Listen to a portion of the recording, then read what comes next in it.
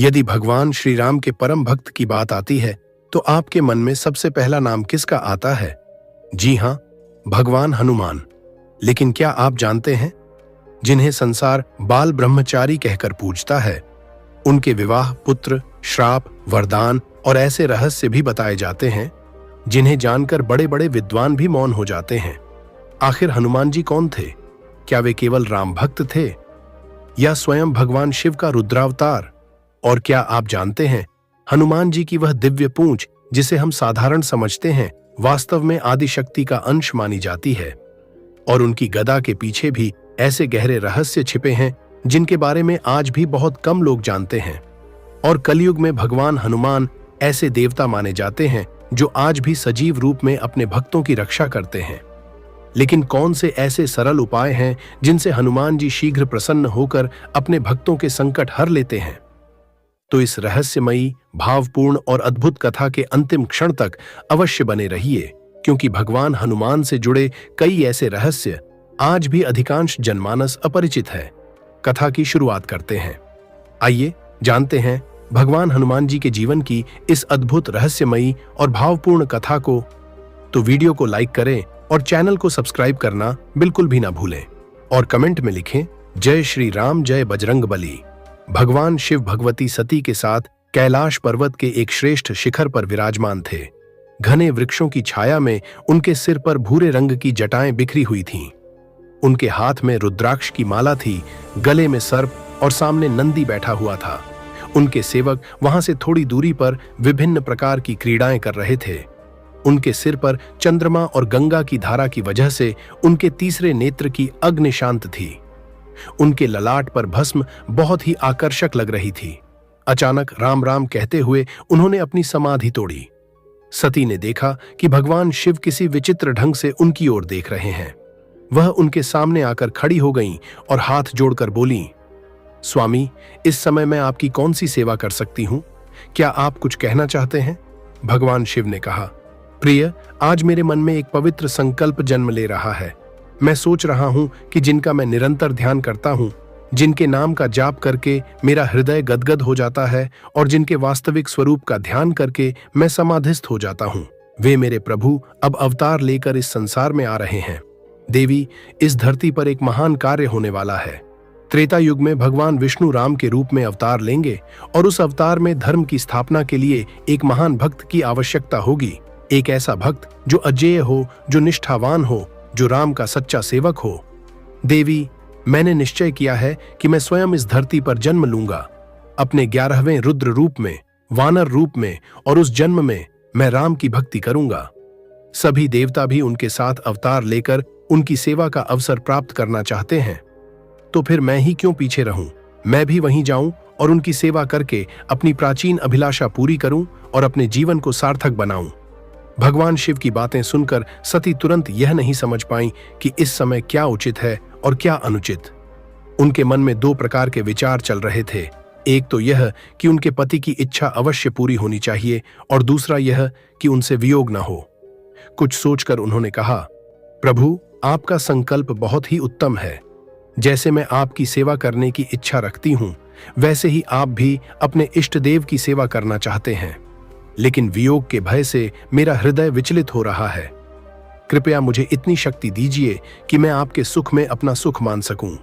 एक बात और है, भगवान इस बार रावण का वध करने के लिए अवतार ले रहे हैं और रावण आपका बड़ा भक्त है।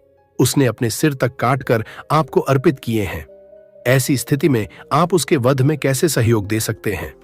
भगवान शिव मुस्कुराए और बोले, देवी, तुम बहुत भोली हो। इसमें वियोग की कोई बात ही नहीं है।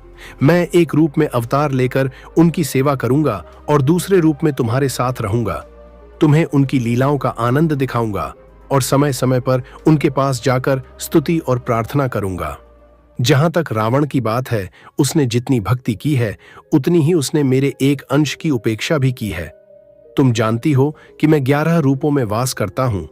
जब उसने अपने 10 सिर काटकर मेरी पूजा की थी तो उसने मेरे एक अंश को बिना पूजे ही छोड़ दिया था।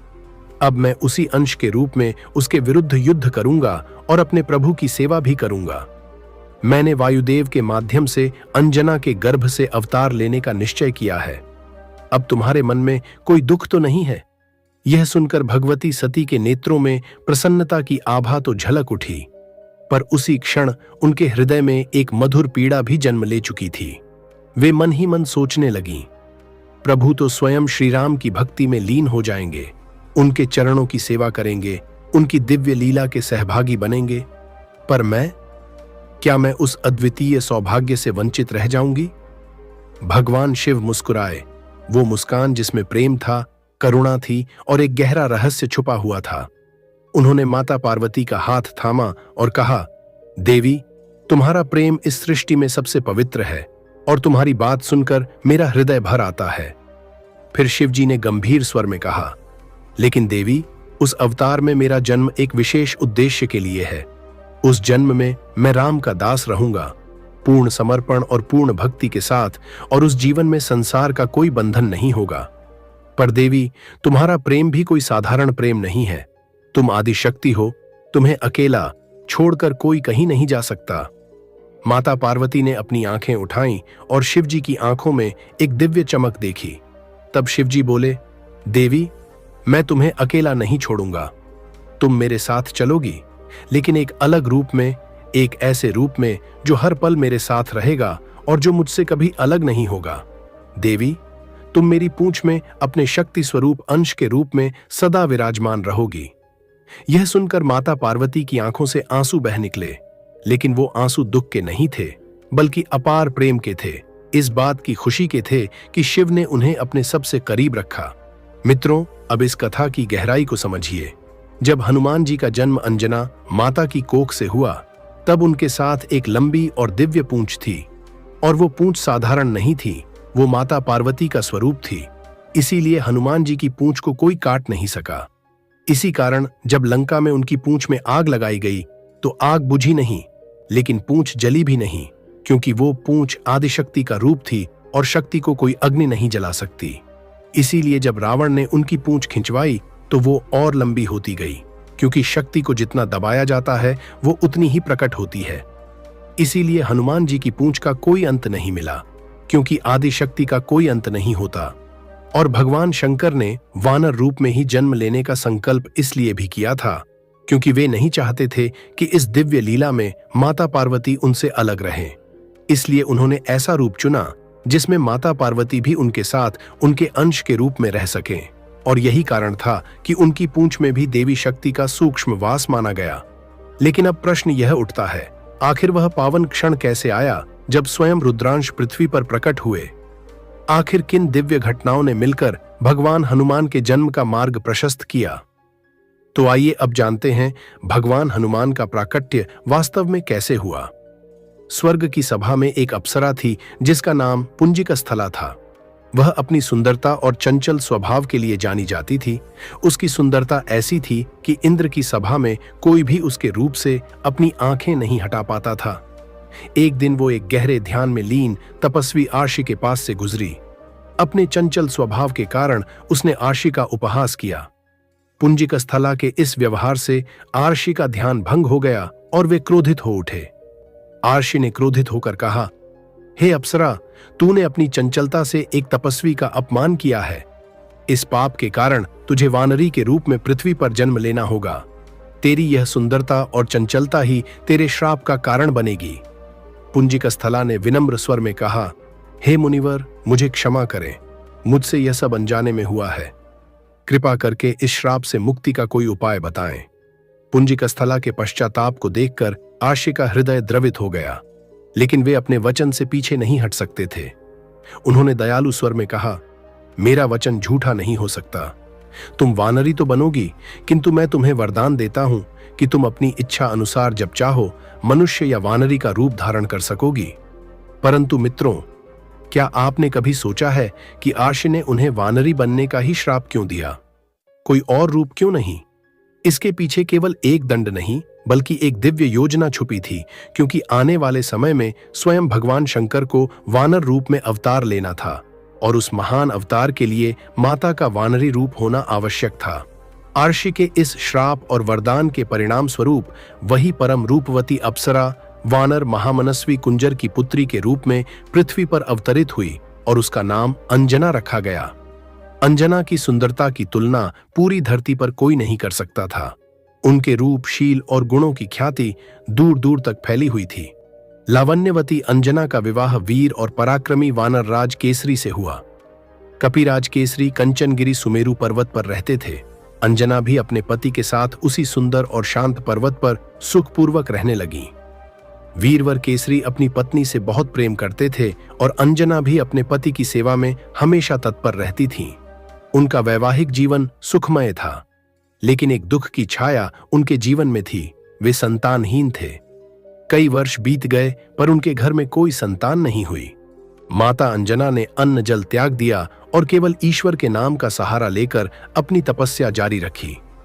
उनकी तपस्या की अग्नि इतनी तीव्र थी कि उससे पूरा वन प्रकाशमान हो उठा। उनकी तपस्या की कठोरता और निष्ठा देखकर सभी आर्षि मुनि और देवता भी आश्चर्यचकित थे। तभी एक महान तपस्वी महामुनि मतंग, जो अपनी दिव्य दृष्टि से सब कुछ देख रहे थे, उनके पास आए। मुनि मतंग ने शांत स्वर में कहा, हे अंजना देवी, तुम इतनी कठोर तपस्या क्यों कर रही हो? तुम्हारे चेहरे पर एक महान तपस्विनी का तेज है, पर साथ ही एक गहरी वेदना भी दिखाई देती है। माता अंजना ने विनम्रता और करुणा से भरे स्वर में कहा, हे मुनीश्वर, मेरा विवाह वानर केसरी से हुआ है और हम बहुत समय से एक दूसरे के साथ सुखपूर्वक रह रहे हैं, पर हमारा यह सुख अधूरा है। अब तक मुझे कोई संतान नहीं हुई है। मेरा हृदय इस कमी से बहुत व्याकुल है। मैंने किष्किंधा में कई व्रत उपवास किए, कई तीर्थों की यात्रा की, पर कोई फल नहीं मिला। अब फिर से मैंने पुत्र प्राप्ति के लिए यह कठोर तपस्या शुरू की है। आप तो सर्वज्ञ हैं, कृपा करके मुझे एक यशस्वी पुत्र प्राप्त करने का उपाय बताएं। माता अंजना के दुख भरे शब्दों को सुनकर तपोधन महामुनि मतंग का हृदय करुणा से भर गया। उन्होंने अपनी दिव्य दृष्टि से भूत, भविष्य और वर्तमान का अवलोकन किया। वे समझ गए कि माता अंजना का भाग्य कितना महान है और उनके गर्भ से एक ऐसे पुत्र का जन्म होना है जो स्वयं भगवान शिव का अंश होगा और भविष्य में भगवान श्री राम की सेवा करेगा।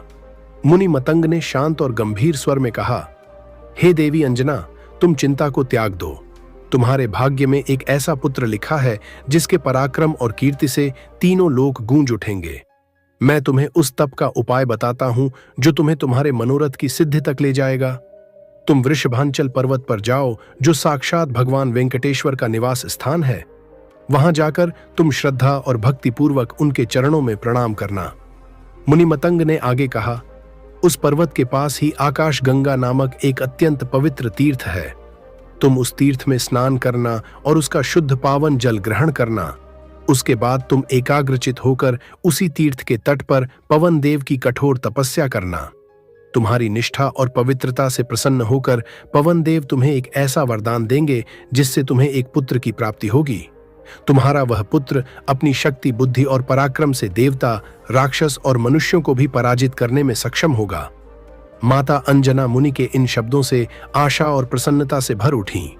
वे अपना दुख भूलकर मुनि के चरणों में प्रणाम करती हैं और तुरंत वृषभांचल की ओर प्रस्थान करने लगती हैं।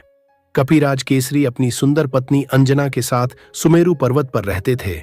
माता अंजना ने पुत्र प्राप्ति के लिए 7 सहस्त्र वर्षों तक भगवान शंकर की उपासना की।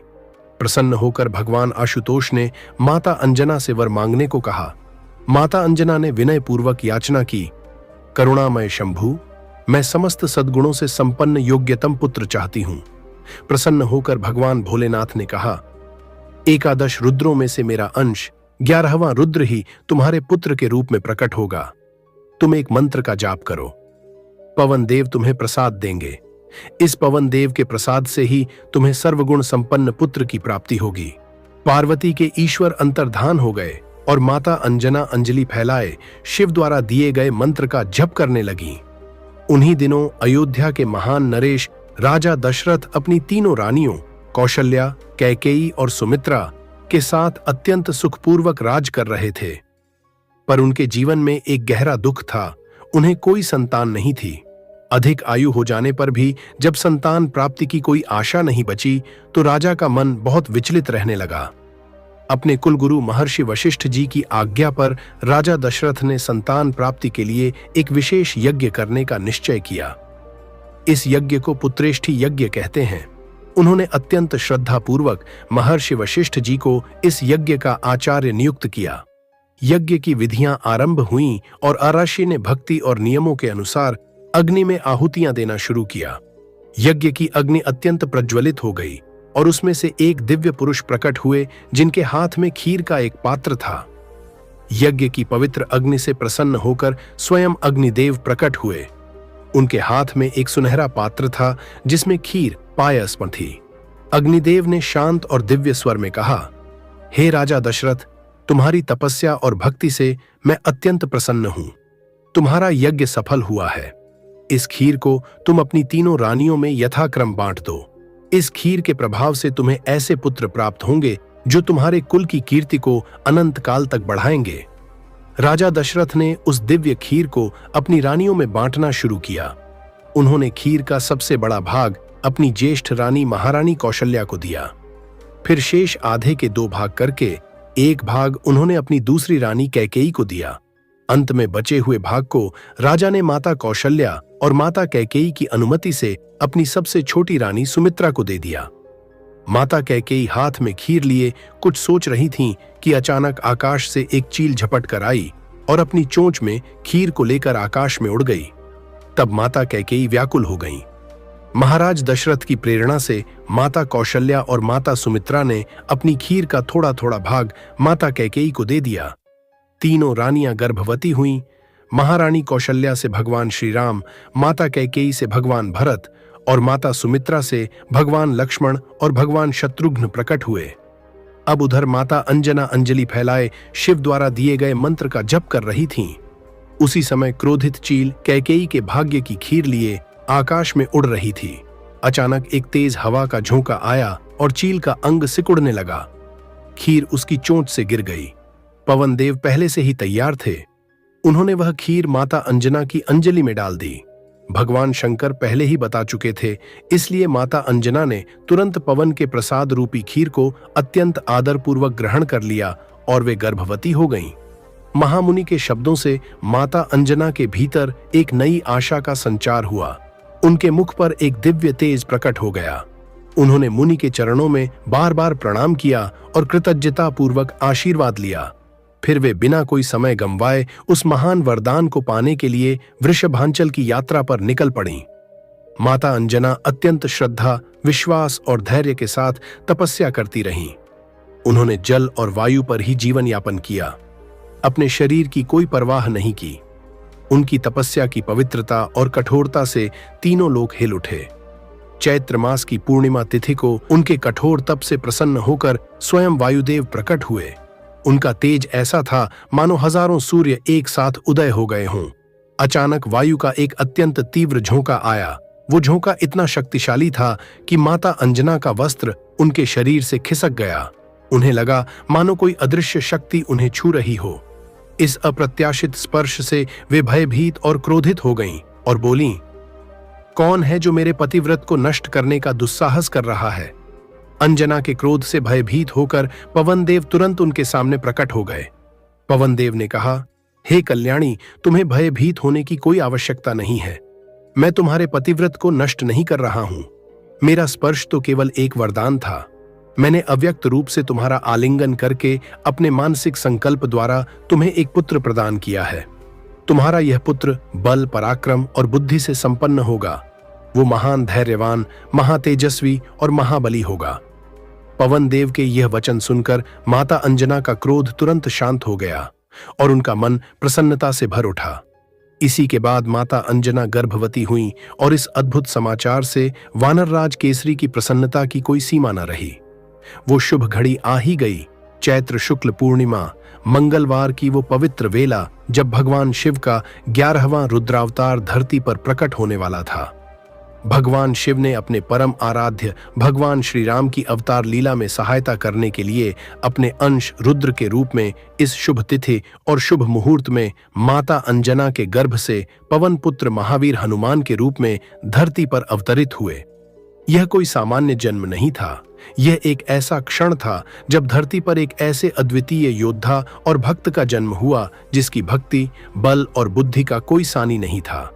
हालांकि कुछ भक्त उनका प्राकट्य चैत्र शुक्ल एकादशी को मघा नक्षत्र में, कुछ कार्तिक कृष्ण चतुर्दशी को और कुछ कार्तिक की पूर्णिमा को मानते हैं। पर भावुक भक्तों के लिए अपने आराध्य की सभी पुण्यतिथियां श्रेष्ठ हैं। मुख्य बात यह है कि भगवान शिव ने स्वयं अपनी इच्छा से श्री राम के कार्य को सफल बनाने के लिए अंजना के पुत्र के रूप में धरती पर जन्म लिया। भगवान शिव के 11वें रुद्रावतार के धरती पर कदम रखने के समय प्रकृति पूरी तरह रमणीय हो गई थी। दिशाएं प्रसन्न थीं, सूर्यदेव की किरणें सुगंधित और शीतल थीं, नदियों में स्वच्छ जल बहने लगा था और पक्षी उत्सुक नेत्रों से अंजना के पुत्र के आगमन की प्रतीक्षा कर रहे थे। झरने प्रसन्नता से उछलते हुए गतिशील थे। वनों और वाटिकाओं में विविध रंगों के मनोहर पुष्प खिल उठे थे, जिन पर भंवरे गुंजार कर रहे थे। मंद हवा धीरे धीरे चल रही थी। भगवान शंकर माता अंजना के पुत्र के रूप में प्रकट हुए और प्राकट्य काल में ही हनुमान जी का सौंदर्य अतुलनीय और अवर्णनीय था। उनकी शारीरिक कांति पिंगल वर्ण की थी। उनके रोम और नेत्र भी पिंगल वर्ण के थे। हनुमान जी बिजली की चमक जैसे अतुलनीय स्वर्ण निर्मित मनोहर कुंडल धारण किए हुए ही माता अंजना के गर्भ से अवतरित हुए। उनके मस्तक पर मणिजटित टोपी शोभा दे रही थी और उन्होंने कौपीन और काशाय वस्त्र पहना था। उनके चौड़े वक्षस्थल पर यज्ञोपवीत शोभा दे रहा था। हाथ में वज्र था और कमर पर मूंज की मेखला सुशोभित थी। अपने पुत्र का अलौकिक रूप सौंदर्य देखते ही माता अंजना आनंद से भर गईं। एक बार कपिराज केसरी कहीं बाहर गए हुए थे और माता अंजना भी बालक को पालने में लिटाकर जंगल में फल लेने चली गई थीं। बालक हनुमान जी को भूख लगी। माता की अनुपस्थिति में वे हाथ पैर उछाल उछाल कर रोने लगे। अचानक उनकी दृष्टि पूर्व दिशा के क्षितिज पर गई। सूर्य उदय हो रहा था। उन्होंने सूर्य के लाल बिंब को एक लाल फल समझा। तेज और पराक्रम के लिए अवस्था की आवश्यकता नहीं होती। हनुमान जी के रूप में तो माता अंजना की गोद में प्रत्यक्ष प्रलयंकारी शंकर के 11वें रुद्र क्रीड़ा कर रहे थे। वायुदेव ने पहले ही उन्हें उड़ने की शक्ति प्रदान कर दी थी। हनुमान जी उछले और वायु वेग से आकाश में उड़ने लगे। हनुमान जी को इस प्रकार तेज गति से उड़ते देखकर देवता, दानव और सभी लोग आश्चर्यचकित होकर कहने लगे कि वायुपुत्र के वेग के समान वेग तो स्वयं वायु, गरुड़ और मन में भी नहीं होता। वायुदेव ने अपने पुत्र को सूर्यदेव की ओर जाते देखा तो उन्हें चिंता हुई कि कहीं उनका बच्चा सूर्य की तेज किरणों से झुलस न जाए। इस कारण वे बर्फ के समान शीतल होकर उनके साथ चलने लगे। सूर्यदेव ने अलौकिक बालक को अपनी ओर आते देखा तो उन्हें समझते देर नहीं लगी कि यह पवन पुत्र अपने पिता के वेग से उनकी ओर आ रहे हैं। सूर्यदेव ने इसे अपना सौभाग्य समझा कि भगवान चंद्रमौली ही हनुमान जी के रूप में उन्हें कृतार्थ करने के लिए आ रहे हैं। सूर्य की अग्नि जैसी किरणें शीतल हो गईं। हनुमान जी सूर्य के रथ पर पहुंचकर उनके साथ खेलने लगे। राहु इंद्र प्रसंग और देवताओं के वरदान संयोग से उस दिन अमावस्या की तिथि थी। अमावस्या के दिन राहु सूर्य को ग्रसने आता है। यह उसका नियत कर्म है। राहु अपने नियत कर्म के अनुसार सूर्यदेव को ग्रसने के लिए आया। उसने सूर्य के रथ पर बैठे उस तेजस्वी बालक को देखा पर उसकी परवाह किए बिना आगे बढ़ा। राहु को देखकर हनुमान जी को भूख की याद आई। हनुमान जी ने उस काले राहु को एक सुंदर और स्वादिष्ट फल समझकर उसे पकड़ लिया। उनकी वज्र जैसी मुट्ठी में दबकर राहु छटपटाने लगा। वो किसी प्रकार अपने प्राण बचाकर भागा और सीधे स्वर्गलोक में देवराज इंद्र के पास पहुंचा। राहु ने रोते हुए कहा, हे सुरेश्वर, आपने मेरी भूख शांत करने के लिए सूर्य और चंद्र को मेरे अधीन किया था, पर आज आपने यह अधिकार किसी और को क्यों दे दिया? आज पर्व के समय मैं सूर्य को ग्रसने गया था, लेकिन वहां पहले से मौजूद एक दूसरे राहु ने मुझे कसकर पकड़ लिया। मैं किसी तरह अपनी जान बचाकर यहां आया हूं। नेत्रों में आंसू भरे राहु की वाणी सुनकर इंद्र चिंतित हो उठे। वे अपने सिंहासन से उठे और ऐरावत हाथी पर बैठकर घटनास्थल की ओर चल पड़े। उधर राहु बड़े वेग से सूर्य की ओर दौड़ा। उसे देखते ही हनुमान जी को फिर से भूख की याद आई। वे राहु को एक सुंदर और स्वादिष्ट खाद्य पदार्थ समझकर उस पर टूट पड़े। राहु चिल्लाता हुआ इंद्र की ओर भागा। हनुमान जी ने ऐरावत को देखा, जो एक विशाल श्वेत हाथी था। राहु को बचते देखकर हनुमान जी ने इंद्र के ऐरावत हाथी को देखा। उन्होंने ऐरावत को भी एक सुंदर और बड़ा फल समझा और उस पर झपटे। जब देवराज इंद्र ने उस तेजस्वी और क्रोधी बालक को अपने ऐरावत हाथी पर झपटते देखा तो वे भयभीत हो उठे। अपनी रक्षा और अपने वाहन की रक्षा के लिए इंद्र ने बिना कुछ सोचे समझे आवेश में आकर उस बालक हनुमान पर वज्र से प्रहार कर दिया। वो वज्र सीधे हनुमान जी की ठोड़ी, जिसे हनु भी कहते हैं, पर लगा। वज्र का प्रहार इतना प्रचंड था कि बाल हनुमान छटपटाते हुए एक पर्वत शिखर पर गिर पड़े और मूर्छित हो गए। अपने प्यारे पुत्र को इंद्र के वज्र के आघात से छटपटाते और मूर्छित होते देखकर वायुदेव अत्यंत क्रोधित हो उठे। उन्होंने अपने पुत्र को गोद में लिया और एक पर्वत की गुफा में चले गए। उस क्रोध में उन्होंने अपनी गति को पूरी तरह से रोक दिया। जैसे ही वायु का प्रवाह रुका, तीनों लोकों के समस्त प्राणियों में प्राणों का संचार भी रुक गया। वायु के रुक जाने से जीव जंतु, मनुष्य और देवता सभी सूखी लकड़ी की तरह निस्तेज हो गए। यह देखकर भयभीत इंद्र, देवता, गंधर्व, असुर और नाग सभी अपनी जान बचाने के लिए सृष्टि के रचयिता भगवान ब्रह्मा जी के पास दौड़े। ब्रह्मा जी उनकी पुकार सुनकर उन्हें लेकर उस पर्वत की गुफा में पहुंचे, जहां पवन देव अपने प्रिय पुत्र को मूर्छित अवस्था में गोद में लेकर बैठे थे। ब्रह्मा जी ने मूर्छित हनुमान जी के शरीर की दिव्य कांति देखी, जो सूर्य, अग्नि और सोने के समान चमक रही थी, तो वे चकित रह गए। ब्रह्मा जी ने अत्यंत स्नेहपूर्वक पवन देव को उठाया और उनके पुत्र के अंगों पर अपना हाथ फेरने लगे। ब्रह्मा जी का स्पर्श मिलते ही पवन पुत्र हनुमान जी की मूर्छा दूर हो गई और वे उठकर बैठ गए। अपने पुत्र को जीवित देखते ही जगत के प्राण स्वरूप पवन देव पहले की तरह बहने लगे और तीनों लोकों को जीवन दान मिला।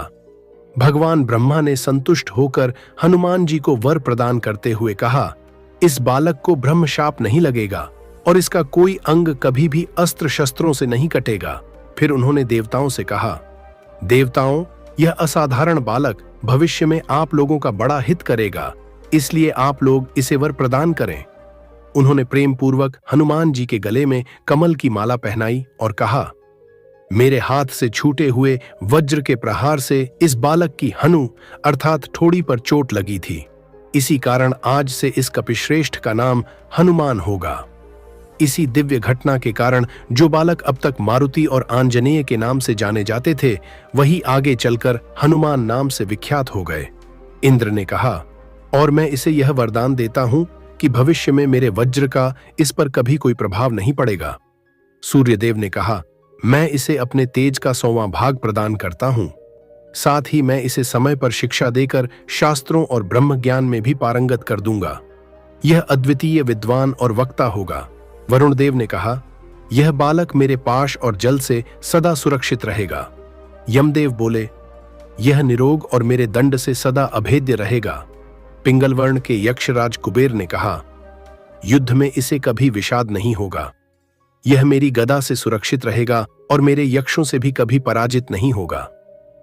भगवान शंकर ने वर प्रदान किया, यह मुझसे और मेरे आयुधों से सदा अभेद्य रहेगा। भगवान विश्वकर्मा बोले, यह बालक मेरे द्वारा निर्मित सभी दिव्य अस्त्रों और शस्त्रों से सदा सुरक्षित रहकर दीर्घायु होगा। इस प्रकार देवताओं के अमूल्य वरदान देने पर ब्रह्मा जी ने अत्यंत प्रसन्न होकर कहा, यह दीर्घायु महात्मा तथा सभी प्रकार के ब्राह्मण दंडों से अभेद्य होगा। मारुति, तुम्हारा यह पुत्र शत्रुओं के लिए भयंकर और मित्रों के लिए अभयदान देने वाला होगा। इसे युद्ध में कोई पराजित नहीं कर सकेगा। यह इच्छानुसार रूप धारण कर जहां चाहे वहां जा सकेगा। इसकी गति अप्रतिहत होगी। यह अत्यंत यशस्वी होगा और अत्यंत अद्भुत एवं रोमांचकारी कार्य करेगा। लेकिन इन्हीं वरदानों के कारण आगे चलकर एक ऐसी स्थिति उत्पन्न हुई जिसने स्वयं हनुमान जी के जीवन की दिशा बदल दी। देवताओं द्वारा दिए गए वरदानों से संपन्न होने के कारण हनुमान जी बड़े ही चंचल और नटखट थे। एक तो वे प्रलयंकारी भगवान शंकर के अवतार थे, दूसरे कपि बालक और ऊपर से देवताओं द्वारा दिए गए अमूल्य वरदान। उनकी चंचलता से माता पिता प्रसन्न होते थे। सिंह की पूंछ पकड़कर उसे चारों ओर घुमाना और हाथी को पकड़कर उसकी शक्ति का अनुमान लगाना तो उनकी नित्य क्रिया थी। वे विशाल वृक्षों को जड़ सहित हिला देते थे। कोई पर्वत शिखर ऐसा नहीं था जहां वे छलांग लगाकर न पहुंचे।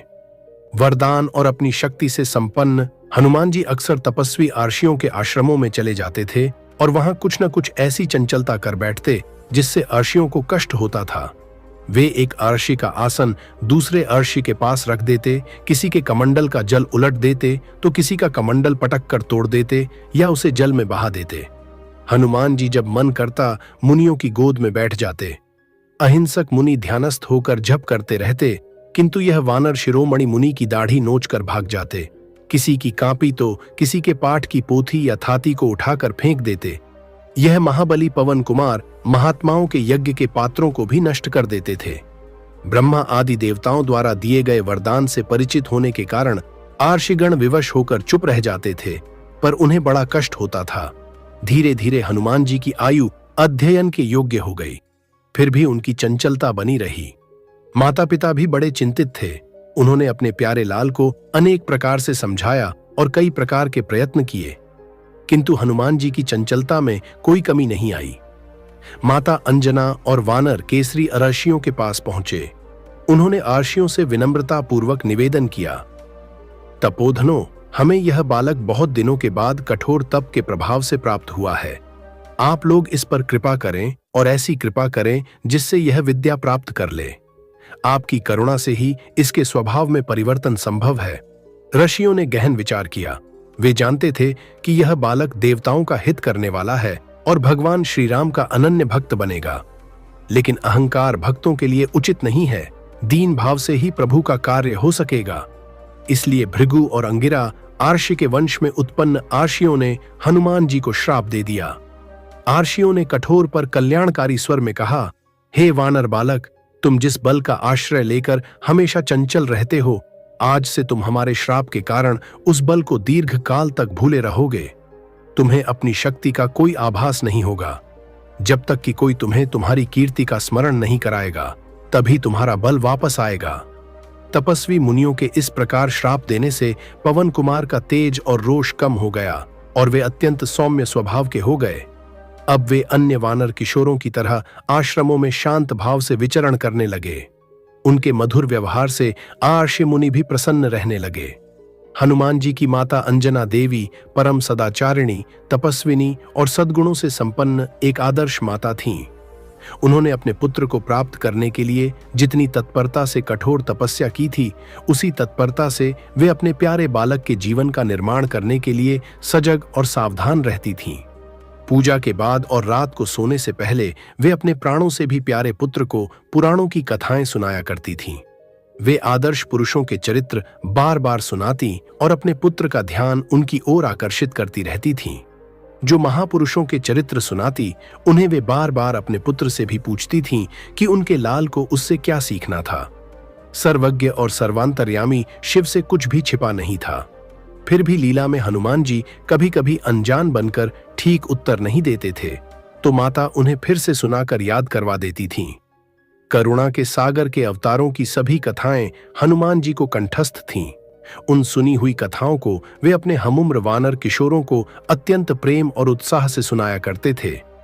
माता अंजना जब भगवान श्री राम के अवतार की कथा शुरू करती, तब बालक हनुमान का सारा ध्यान कथा में ही केंद्रित हो जाता था। निद्रा उनके पास भी नहीं फटकती थी। जब माता को झपकी आती तो हनुमान जी उन्हें झकझोर कर कहते, मां, आगे कहो, फिर क्या हुआ? माता फिर कहने लगती। श्री राम कथा के श्रवण से हनुमान जी की तृप्ति नहीं होती थी। माता अंजना उल्लासपूर्वक कथा सुनाती और हनुमान जी उस कथा को सुनकर भाव विभोर हो जाते।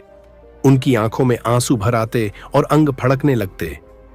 बार बार श्री राम कथा सुनने से और भगवान श्री राम का स्मरण और चिंतन करने से उनका श्री राम के प्रति प्रेम और गहरा होता गया। धीरे धीरे उनका अधिकांश समय श्री राम के ध्यान और स्मरण में ही व्यतीत होने लगा। वे कभी जंगल में, कभी पर्वत की गुफा में, कभी नदी के तट पर और कभी सघन कुंजों में ध्यानस्थ होकर बैठ जाते थे। उनके नेत्रों से प्रेमाश्रु बहता रहता था। माता अंजना ने अत्यंत स्नेह और विश्वास से भरे स्वर में कहा, पुत्र, सभी शास्त्रों के झाता और समस्त लोकों के साक्षी भगवान सूर्यदेव हैं। वे तुम्हें समय पर वेद का अध्ययन कराने का आश्वासन भी दे चुके हैं, इसलिए तुम उन्हीं के पास जाकर श्रद्धा भक्ति पूर्वक शिक्षा ग्रहण करो। माता अंजना ने कहा, अरे पुत्र, तेरे लिए सूर्यदेव कितनी दूर हैं? तेरी शक्ति की कोई सीमा नहीं है। यह तो वही सूर्यदेव हैं जिन्हें तू अरुण फल समझकर बचपन में उछलकर निगलने चला गया था। तू तो सूर्यदेव के साथ खेल चुका है। ऐसा कोई कार्य नहीं है जो तू न कर सके। तू जा और भगवान सविता से सभी ज्ञान प्राप्त कर।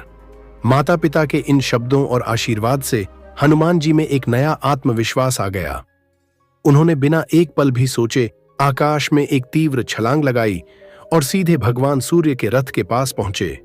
उन्होंने सूर्यदेव को प्रणाम किया और अत्यंत नम्र वाणी में कहा, हे प्रभु, मेरा यज्ञोपवीत संस्कार हो चुका है और मेरी माता ने मुझे सभी शास्त्रों का ज्ञान प्राप्त करने के लिए आपके चरणों में भेजा है। आप तीनों लोकों के साक्षी और समस्त ज्ञान के भंडार हैं। आप कृपा करके मुझे ज्ञान प्रदान करें और मुझे अपना शिष्य स्वीकार करें।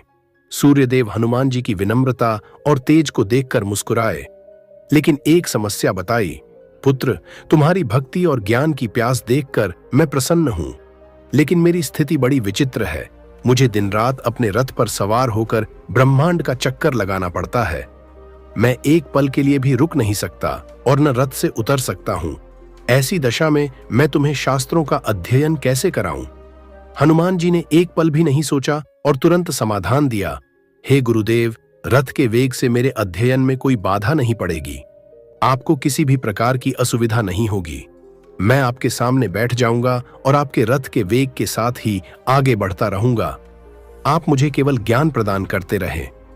हनुमान जी की इस अद्भुत युक्ति और दृढ़ निश्चय को देखकर सूर्यदेव अत्यंत प्रसन्न हो गए। उन्होंने हनुमान जी को अपना शिष्य स्वीकार किया और उन्हें समस्त वेदों, उपनिषदों, शास्त्रों, व्याकरण और ज्ञान विज्ञान का अध्ययन कराया। दिन बीतते गए, महीने बीतते गए और इसी तरह गुरु और शिष्य के बीच ज्ञान का अद्भुत प्रवाह चलता रहा। भगवान हनुमान ने अपने गुरु सूर्यदेव से वह सब कुछ सीख लिया जो किसी भी देव, अर्षि या विद्वान के लिए अत्यंत दुर्लभ माना जाता है। उन्होंने नव व्याकरण का संपूर्ण ज्ञान प्राप्त किया, जिससे भाषा के हर रहस्य को समझा जा सके। समय के साथ जब उनकी शिक्षा पूर्ण हुई, तब एक दिन सूर्यदेव ने उन्हें अपने पास बुलाया और मधुर स्वर में कहा, वत्स हनुमान, आज तुम्हारी शिक्षा पूर्ण हुई और तुम मेरे सबसे प्रिय शिष्य बन चुके हो। अब समय है कि तुम मुझे गुरु दक्षिणा दो। हनुमान जी ने तुरंत हाथ जोड़ लिए और विनम्रता से कहा, प्रभु, आपने मुझे इतना अमूल्य ज्ञान दिया है, मैं आपको गुरु दक्षिणा में क्या दे सकता हूं? आप तो स्वयं सूर्य नारायण हैं और मेरे पास ऐसा कुछ नहीं है जो आपके योग्य हो।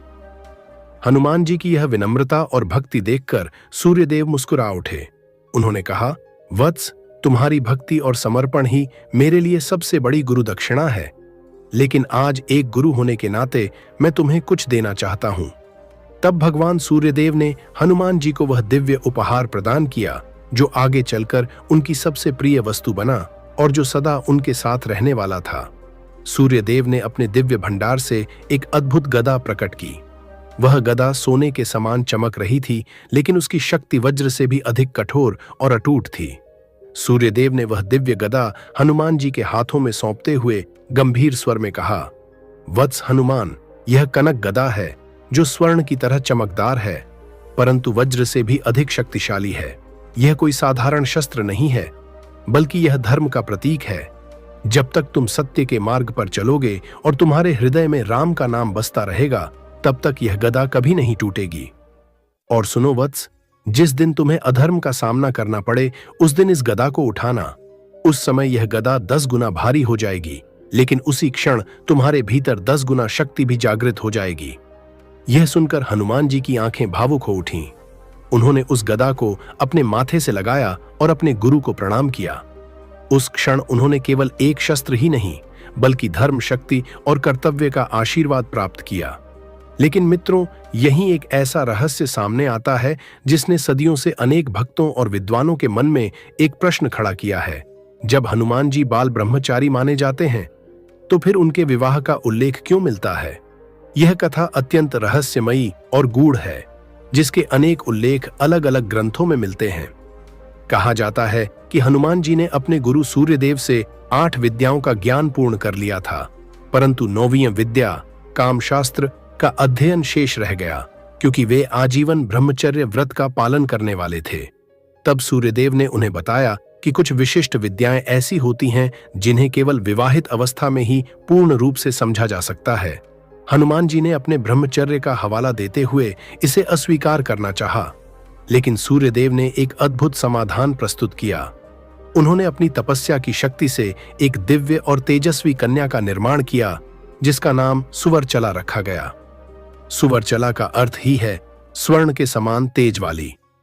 उनका विवाह हनुमान जी से केवल औपचारिक रूप से कराया गया, ताकि वे उस अंतिम विद्या को भी ग्रहण कर सकें। विवाह के समय ही यह स्पष्ट कर दिया गया कि यह संबंध सांसारिक नहीं, बल्कि केवल ज्ञान की प्राप्ति के लिए है। इसके बाद सुवर्चला तपस्या में लीन हो गईं और हनुमान जी ने भी अपने ब्रह्मचर्य व्रत को अक्षुण्ण रखते हुए सूर्यदेव से समस्त 9 विद्याओं का ज्ञान प्राप्त कर लिया। कुछ पौराणिक कथाओं में यह भी वर्णन मिलता है कि हनुमान जी का एक और औपचारिक विवाह अनंग कुसुमा से हुआ, जो वरुण देव की पुत्री थीं। जब रावण और वरुण देव के बीच युद्ध छिड़ा, तब वरुण देव ने हनुमान जी से सहायता मांगी। हनुमान जी ने धर्म का साथ देते हुए उनकी सहायता की और उन्हें विजय दिलाई। प्रसन्न होकर वरुण देव ने अपनी पुत्री का हाथ हनुमान जी को देना चाहा। हनुमान जी ने प्रारंभ में इसे अस्वीकार किया, परंतु आग्रह करने पर यह विवाह भी केवल औपचारिक रूप में संपन्न हुआ। एक अन्य दुर्लभ कथा के अनुसार रावण की पौत्री सत्यवती, जो अपने कुल के विपरीत अत्यंत धर्मपरायण और प्रभु राम की भक्त थी, उनका भी विवाह हनुमान जी से हुआ। जब हनुमान जी लंका में माता सीता की खोज कर रहे थे, तब सत्यवती ने उन्हें महत्वपूर्ण जानकारी देकर सहायता की थी। बाद में जब धर्म की विजय हुई और रावण का अंत हुआ, तब श्री राम ने उसकी निष्ठा और धर्मपरायणता को देखते हुए उसका विवाह हनुमान जी से कराया। विवाह के बाद सत्यवती ने अयोध्या में रहकर राम और सीता की सेवा में अपना जीवन समर्पित कर दिया। अब यहाँ सबसे महत्वपूर्ण प्रश्न उठता है, जब हनुमान जी के इतने विवाह हुए तो उन्हें बाल ब्रह्मचारी क्यों कहा जाता है? इसका उत्तर उनकी नीयत और जीवन के उद्देश्य में छुपा है। उनके सभी विवाह केवल विशेष परिस्थितियों और धर्म कार्य की पूर्ति के लिए थे, न कि सांसारिक जीवन के लिए। उन्होंने कभी भी गृहस्थ जीवन को स्वीकार नहीं किया। उनका संपूर्ण जीवन केवल प्रभु राम की सेवा, भक्ति और धर्म की स्थापना के लिए समर्पित रहा। लेकिन मित्रों, यहाँ एक और गूढ़ प्रश्न उठता है। यदि हनुमान जी के विवाह केवल औपचारिक थे और उन्होंने ब्रह्मचर्य व्रत कभी नहीं तोड़ा, तो फिर मकर ध्वज नामक पुत्र का जन्म कैसे हुआ? इसी कथा से जुड़ा एक और अद्भुत प्रसंग है, मकर ध्वज का जन्म। जब हनुमान जी ने लंका दहन किया और उसके बाद समुद्र में प्रवेश किया, तब उनके शरीर से निकली एक पसीने की बूंद को एक मकर मछली ने ग्रहण कर लिया। उस दिव्य तेज के प्रभाव से वह गर्भवती हो गई और उससे एक शक्तिशाली पुत्र उत्पन्न हुआ, जिसका नाम मकर ध्वज रखा गया। बाद में जब हनुमान जी पाताल लोक पहुंचे, तो उन्होंने देखा कि द्वार पर एक योद्धा पहरा दे रहा है। वह और कोई नहीं, उनका ही पुत्र मकर ध्वज था। कर्तव्य निष्ठा के कारण मकर ध्वज ने अपने पिता से ही युद्ध किया। अंततः हनुमान जी ने उसे पराजित किया, परंतु उसकी वीरता और निष्ठा से प्रसन्न होकर उसे आशीर्वाद दिया। भगवान श्री राम से दिव्य मुलाकात किष्किंधा के घने वनों और पर्वतों के बीच एक दिन 2 तेजस्वी पुरुष विचरण कर रहे थे। उनके मुख पर दिव्य शांति और नेत्रों में अद्भुत तेज था। वे कोई और नहीं, स्वयं श्री राम और उनके भ्राता लक्ष्मण थे। जब हनुमान जी की दृष्टि उन पर पड़ी, तो उनके भीतर एक अनोखा भाव जाग उठा, मानो जन्मों की प्रतीक्षा उस एक क्षण में पूरी हो रही हो। उन्होंने ब्राह्मण का रूप धारण किया और विनम्रता से पूछा, हे वीर पुरुषों, आप कौन हैं? भगवान राम मुस्कुराए और बोले, हनुमान, तुम्हें पहचानने में मुझे देर नहीं लगी। यह सुनते ही हनुमान जी के नेत्रों से अश्रु बह चले और वे प्रभु के चरणों में गिर पड़े। लेकिन क्या आप जानते हैं, उस मुलाकात से पहले हनुमान जी को स्वप्न में श्री राम के दर्शन हो चुके थे। वे रात को उठकर उसी दिशा में हाथ जोड़ते थे जिस दिशा से राम आने वाले थे। भक्ति की ऐसी गहराई होती है कि वह मिलन से पहले ही मिला देती है। इसके बाद हनुमान जी ने ही भगवान राम की भेंट सुग्रीव से करवाई, जो अपने ही भाई बाली के भय से वन में छिपे हुए थे। परंतु यहाँ एक रहस्य है जो बहुत कम लोग जानते हैं। बाली को यह वरदान प्राप्त था कि जो भी उससे सामने आकर युद्ध करेगा, उसकी आधी शक्ति स्वतः बाली में चली जाएगी। इसीलिए श्री राम को वृक्ष की ओट से बाण चलाना पड़ा। यह कायरता नहीं थी, यह धर्म की वह सूक्ष्म नीति थी जिसे केवल ज्ञानी ही समझ सकते हैं। बाली का वध हुआ, सुग्रीव को उनका राज्य मिला और वानर सेना एकत्र होने लगी। अब समय था उस महाकार्य का, माता सीता की खोज का। समुद्र के तट पर खड़ी विशाल वानर सेना मौन थी, लहरें गरज रही थीं और सामने अनंत जल था। कोई नहीं जानता था कि इस असाध्य कार्य को कौन करेगा। तब वृद्ध जामवंत ने हनुमान जी के कंधे पर हाथ रखा और धीरे से कहा, हनुमान, तुम्हें याद है तुम कौन हो? और मित्रों, यहीं छुपा है वह गहरा रहस्य। बचपन में जब हनुमान जी अपनी अपार शक्ति से आर्षि मुनियों को बार बार विचलित कर देते थे, तब उन्होंने उन्हें श्राप दिया था, हे वानर बालक, तुम अपनी शक्ति को भूल जाओगे और जब कोई तुम्हें याद दिलाएगा तभी तुम्हें अपनी वास्तविक सामर्थ्य का स्मरण होगा।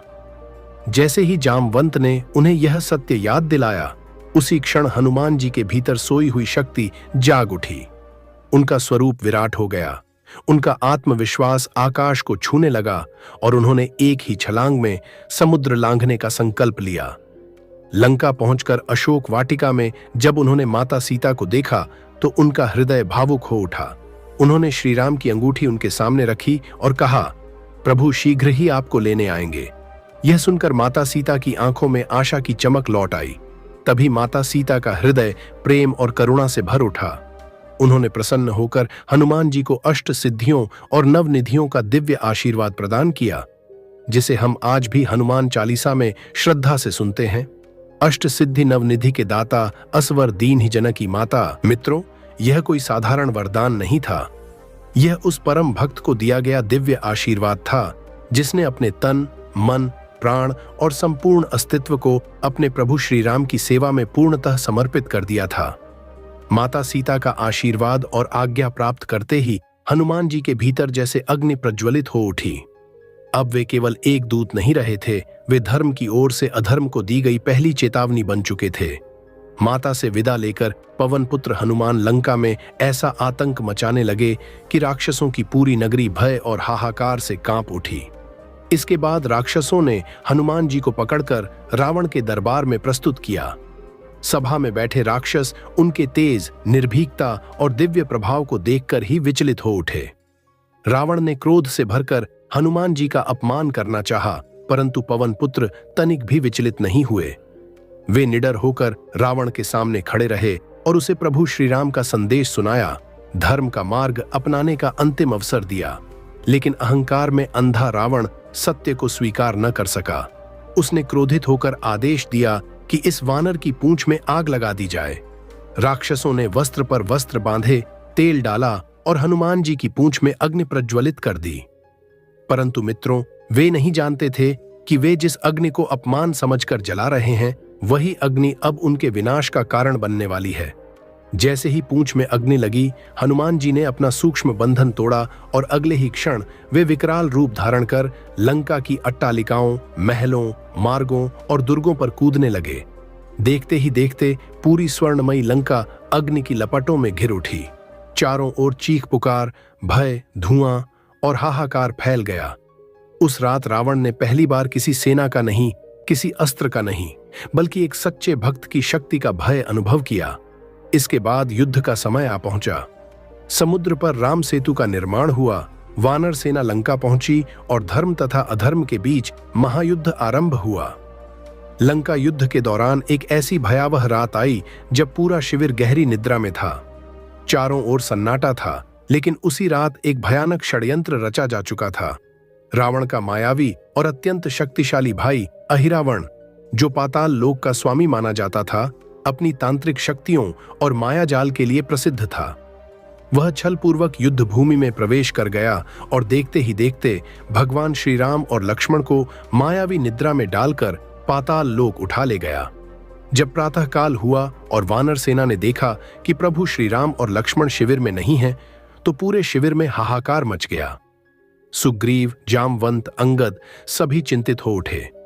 किसी को कुछ समझ नहीं आ रहा था कि प्रभु कहाँ गए, किसने उन्हें ले लिया और किस दिशा में खोज की जाए। तभी सबकी दृष्टि एक ही ओर गई, हनुमान जी की ओर, क्योंकि जब जब संकट सबसे बड़ा हुआ तब तब एक ही नाम आशा बनकर सामने आया, महावीर हनुमान। हनुमान जी ने अपनी दिव्य दृष्टि से जाना कि यह कार्य किसी साधारण राक्षस का नहीं, बल्कि अहिरावण का है, जो प्रभु को पाताल लोक ले गया है और वहां उनका बलिदान देने की तैयारी कर रहा है। यह सुनते ही हनुमान जी ने एक पल भी विलंब नहीं किया और तुरंत पाताल लोक की ओर प्रस्थान कर गए। लेकिन वहां पहुंचकर उन्होंने देखा कि अहिरावण तक पहुंचना इतना सरल नहीं था। पाताल लोक के द्वार पर भयंकर राक्षस पहरा दे रहे थे। चारों ओर तंत्र मंत्र का जाल था और स्वयं अहिरावण ने अपनी मृत्यु से बचने के लिए एक अत्यंत गुप्त उपाय कर रखा था। कहा जाता है कि अहिरावण का वध तभी संभव था जब उसके चारों ओर जल रहे 5 दीपकों की लौ एक ही क्षण में बुझाई जाए। यदि एक भी दीपक जलता रह जाता तो वह पुनः जीवित हो जाता। अभी यह कार्य साधारण नहीं था। एक साथ 5 दिशाओं में जलती लौ को एक ही क्षण में बुझाना किसी एक मुख या एक रूप से संभव नहीं था। और तभी वह दिव्य क्षण आया जब हनुमान जी ने अपना अद्भुत और विराट पंचमुखी रूप धारण किया। उनके 5 मुख प्रकट हुए: हनुमान, नरसिंह, गरुड़, वराह और हयग्रीव। ये 5 मुख केवल रूप नहीं थे, बल्कि बल, रक्षा, तेज, ज्ञान और दैत्य संहार की दिव्य शक्तियों के प्रतीक थे। जब हनुमान जी का यह पंचमुखी स्वरूप प्रकट हुआ तो पूरा पाताल लोक कांप उठा। राक्षस भय से थर्रा उठे। उनके लिए यह कोई साधारण वानर नहीं था, यह स्वयं दिव्य शक्ति का प्रलयंकारी रूप था। और फिर एक ही क्षण में अपने 5 मुखों से हनुमान जी ने उन 5 दीपकों की लौ बुझा दी। जैसे ही दीपक बुझे, अहिरावण की मृत्यु निश्चित हो गई। अगले ही पल हनुमान जी ने उस मायावी राक्षस का वध कर दिया और उसके घमंड, तंत्र और अधर्म का अंत कर दिया। इसके बाद उन्होंने भगवान श्री राम और लक्ष्मण को बंधनों से मुक्त कराया और उन्हें सुरक्षित वापस लेकर आए। जब हनुमान जी ने अहिरावण का वध कर श्री राम और लक्ष्मण को सुरक्षित वापस लाए तो लंका का अंतिम युद्ध शुरू हुआ। एक ओर थे प्रभु श्री राम, मर्यादा, सत्य और धर्म के प्रतीक, और दूसरी ओर था रावण, महान ज्ञानी होते हुए भी अहंकार और अधर्म में डूबा हुआ। युद्ध अनेक दिनों तक चला। रावण जानता था कि वह किसी साधारण मनुष्य से नहीं, स्वयं भगवान से युद्ध कर रहा है। फिर भी वह पीछे नहीं हटा, क्योंकि उसके भीतर कहीं न कहीं यह भाव भी था कि यदि अंत निश्चित है तो वह प्रभु के हाथों ही हो। अंततः वह क्षण आया जब श्री राम के दिव्य बाण ने रावण के अभिमान, उसके अत्याचार और उसके अधर्म का अंत कर दिया। और इसी के साथ लंका पर छाया हुआ अधर्म का अंधकार समाप्त हुआ। धर्म की विजय हुई। मित्रों, अब हम इस दिव्य कथा के सबसे मुख्य और भावपूर्ण भाग में प्रवेश कर चुके हैं, जहां हनुमान जी की अमर भक्ति, प्रेम और समर्पण अपने चरम पर प्रकट होंगे। इसलिए कथा के अंत तक अवश्य बने रहिए, क्योंकि भगवान हनुमान से जुड़े कई रहस्यमयी और भाव विभोर कर देने वाले प्रसंग अभी बाकी हैं।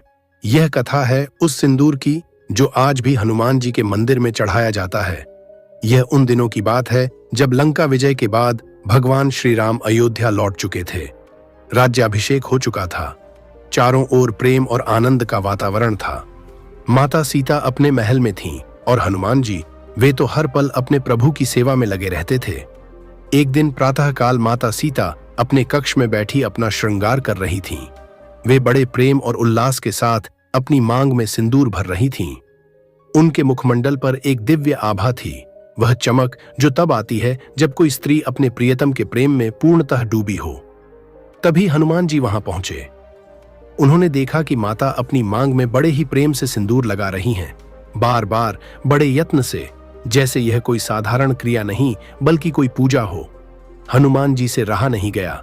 उन्होंने अत्यंत विनम्रता से माता के चरणों में प्रणाम किया और बाल सुलभ भाव से पूछ लिया, माता, यह आप अपनी मांग में क्या लगा रही हैं और इतने प्रेम से क्यों लगा रही हैं? माता सीता ने हनुमान जी की ओर देखा और मुस्कुराई। उन्होंने प्रेम से कहा, पुत्र, यह सिंदूर है। सुहागिन स्त्री अपनी मांग में सिंदूर भरती है। यह मेरे सुहाग का प्रतीक है, मेरे प्रभु श्री राम के प्रति मेरे प्रेम का प्रतीक है। जब तक मेरी मांग में यह सिंदूर है, मेरे पति दीर्घायु हैं, स्वस्थ हैं, सुखी हैं। यह सिंदूर केवल रंग नहीं है पुत्र, ये मेरी भक्ति है, मेरी प्रार्थना है, मेरा प्रेम है।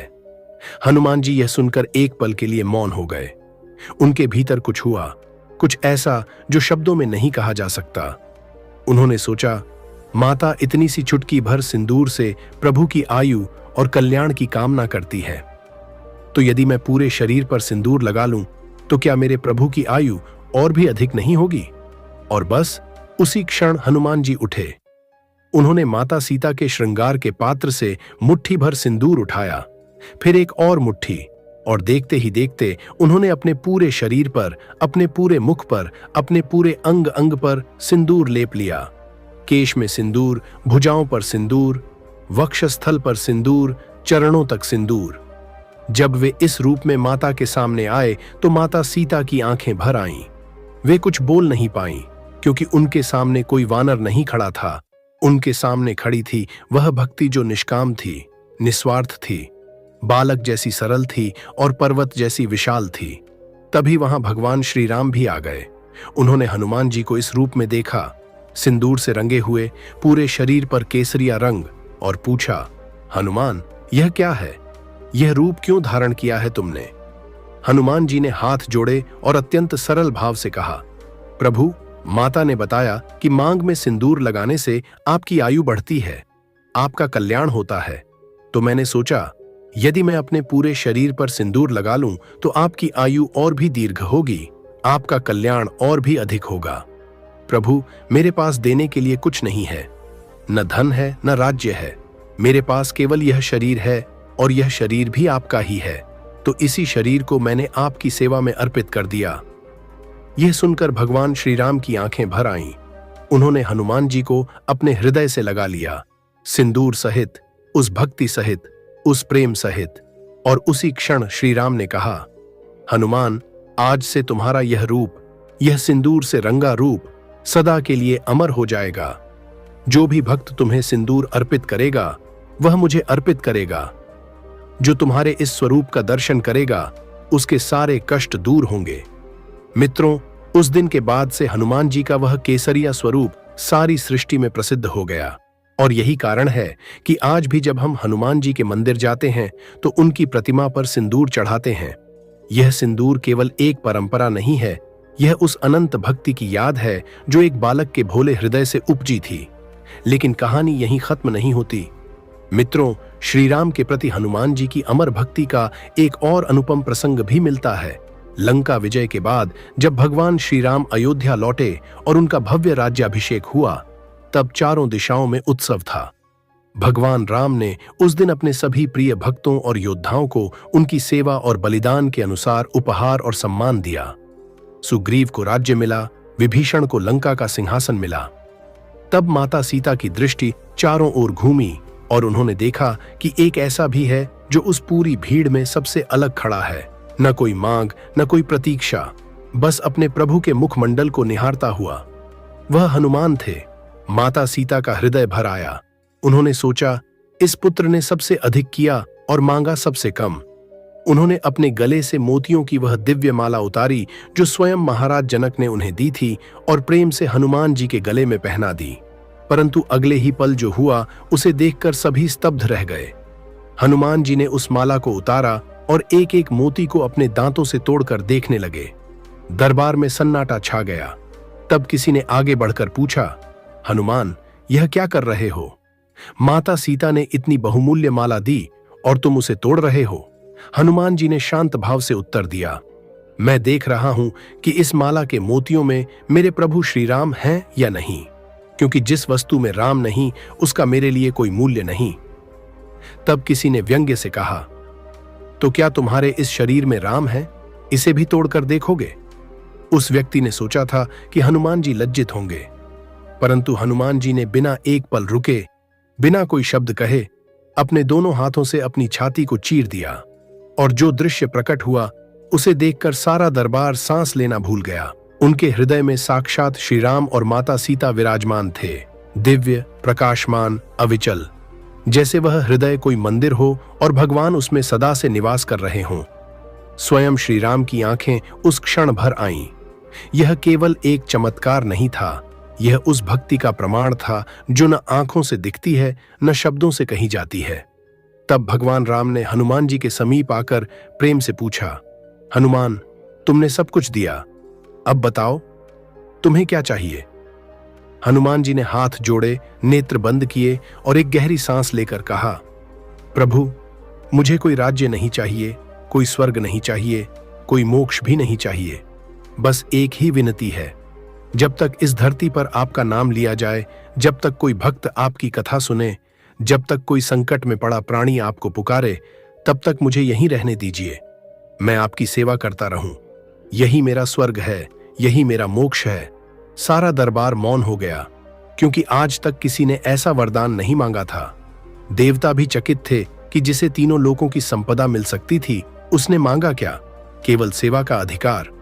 भगवान राम ने मुस्कुराते हुए हनुमान जी को हृदय से लगा लिया और कहा, तथास्तु।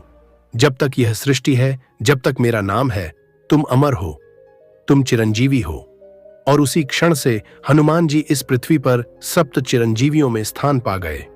समय बीत चुका था और भगवान श्री राम की पृथ्वी पर अवतार लीला अब पूर्ण होने को थी।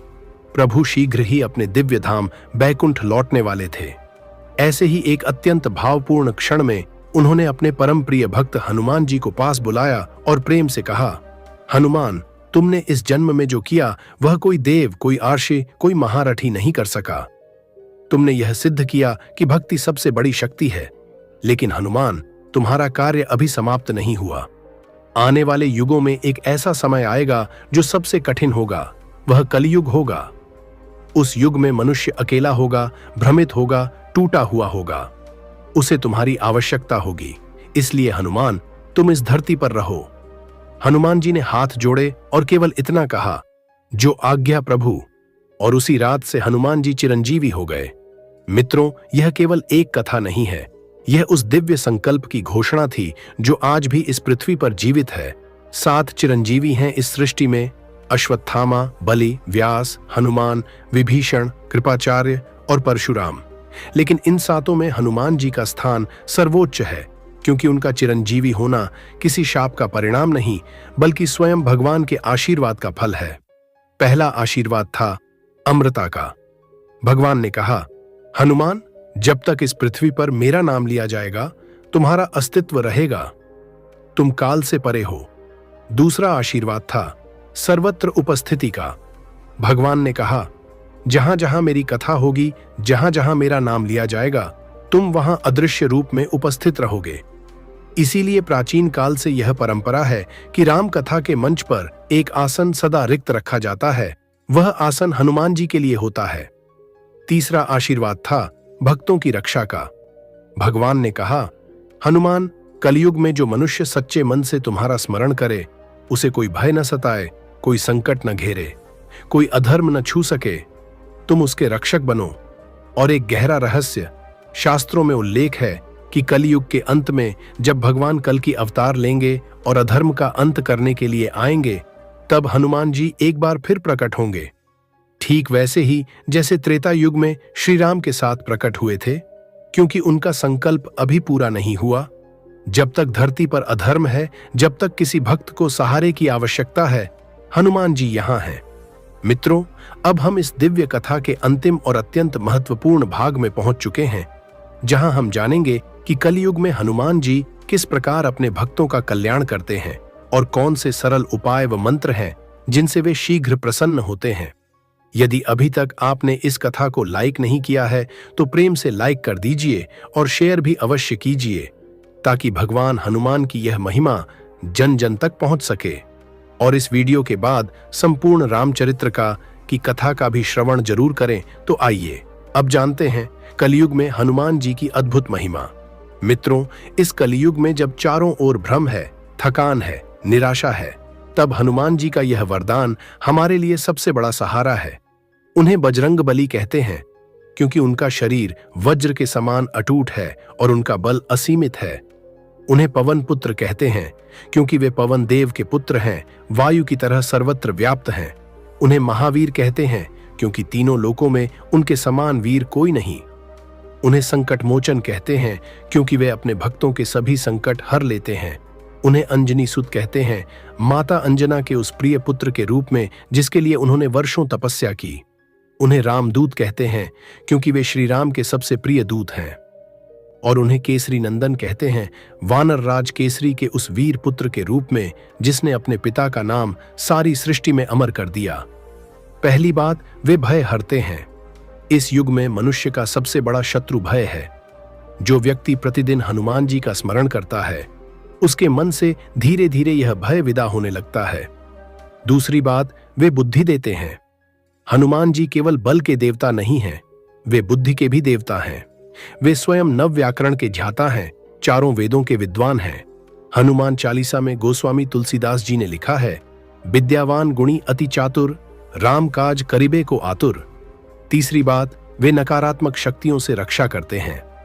भूत पिशाच निकट नहीं आवे, महावीर जब नाम सुनावे। अर्थात जहां हनुमान जी का स्मरण, नाम और हनुमान चालीसा का पाठ होता है, वहां भय, बाधा और नकारात्मकता टिक नहीं पाती। उपासना विधि और मंत्र कहा जाता है कि मंगलवार हनुमान जी का जन्म दिवस माना जाता है और शनिवार उनकी विशेष उपासना का दिन होता है। इन दोनों दिनों में जो भी भक्त प्रातःकाल उठकर स्नान करता है, स्वच्छ वस्त्र धारण करता है और सच्चे मन से हनुमान जी के चरणों में शीश झुकाता है, उसकी पुकार व्यर्थ नहीं जाती। इसी भक्ति को और गहराई देने के लिए एक अत्यंत सरल और प्रभावशाली मार्ग है हनुमान चालीसा का पाठ। इसे गोस्वामी तुलसीदास ने रचा था, लेकिन यह केवल शब्दों का संग्रह नहीं, बल्कि एक अदृश्य सुरक्षा कवच है। ऐसा माना जाता है कि जो व्यक्ति नियमित रूप से इसका पाठ करता है, उसके जीवन से धीरे धीरे भय समाप्त होने लगता है और मन स्थिर होता है। लेकिन इन सबसे भी ऊपर एक सबसे सरल और सबसे शक्तिशाली साधन है राम नाम का जाप। क्योंकि हनुमान जी स्वयं राम भक्त हैं, उनका पूरा अस्तित्व ही प्रभु श्री राम की सेवा में समर्पित है। इसलिए जो भी सच्चे मन से राम का नाम लेता है, हनुमान जी स्वतः उसकी ओर आकर्षित हो जाते हैं। और अंत में एक अत्यंत शक्तिशाली मंत्र है, एयुएम हम हनुमते नमः। यह छोटा सा मंत्र दिखने में साधारण है, लेकिन इसके भीतर अपार शक्ति समाई हुई है। जो व्यक्ति प्रतिदिन श्रद्धा से इसका जाप करता है, उसके जीवन से भय, बाधाएं और नकारात्मकता धीरे धीरे समाप्त होने लगती हैं। मित्रों, इसलिए जब भी जीवन में कोई संकट आए, जब भी अंधेरा घना लगे, जब भी लगे कि अब कोई रास्ता नहीं, तब एक बार सच्चे मन से कह दो, हनुमान जी आप हैं तो सब है। और देखिए, कोई ना कोई राह अवश्य खुलेगी, कोई ना कोई सहारा अवश्य मिलेगा, क्योंकि उन्होंने प्रभु से वचन लिया था और वे आज भी उस वचन को निभा रहे हैं। ऐसी मान्यता है कि भगवान राम और हनुमान जी की इस दिव्य कथा को प्रत्येक शनिवार और मंगलवार को श्रद्धा और विश्वास के साथ सुनने से हनुमान की विशेष कृपा प्राप्त होती है। और रामचरितमानस की संपूर्ण राम कथा का दिव्य वीडियो भी अवश्य देखें, क्योंकि जहां जहां प्रभु श्री राम की कथा होती है, वहां वहां स्वयं हनुमान जी अदृश्य रूप में उपस्थित होकर अपनी कृपा बरसाते हैं। इसीलिए रामचरितमानस की इस पावन कथा का श्रवण अवश्य करें। इस वीडियो को लाइक करें, चैनल को सब्सक्राइब करें और धर्म व भक्ति के इस पावन संदेश को आगे तक पहुंचाएं। कमेंट में लिखें, जय श्री राम, जय संकट मोचन हनुमान, जय बजरंग बली।